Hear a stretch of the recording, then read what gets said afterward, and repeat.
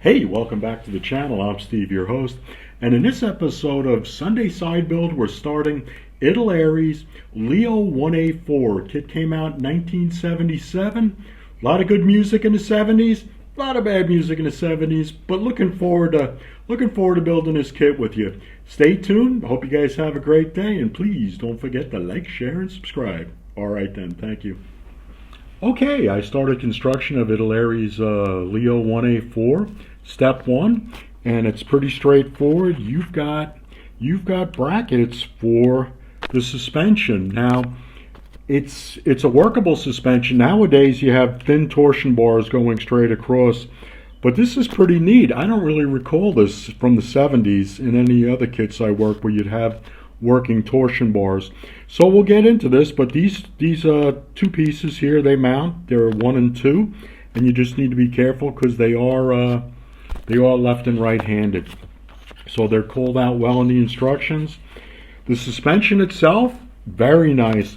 The only thing I did was I sprayed it green because for filming purposes, the dark green of the kit color doesn't show very well while I'm doing these instructions. So it's green at the moment, it's natal green, it'll stay like that. But what we've got is, you've got the swing arms here. There's 7 swing arms.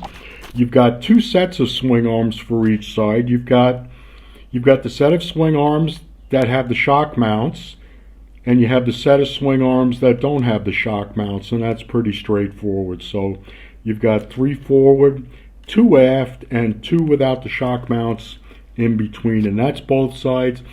Pretty clear in the instructions. They are called out. They are left-handed and right-handed. You've got bump stocks.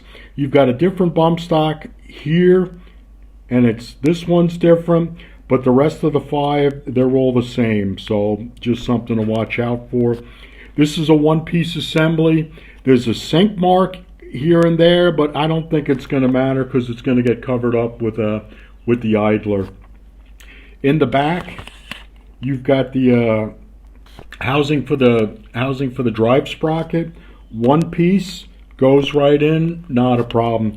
You've got these return roller support mounts.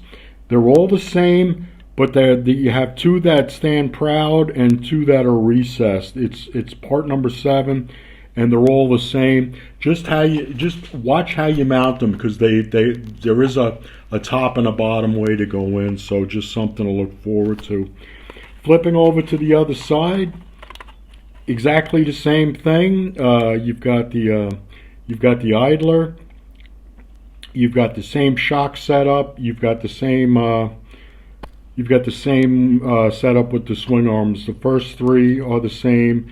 You've got these 2 which are different. Then these 2 back here are the same as the front 3.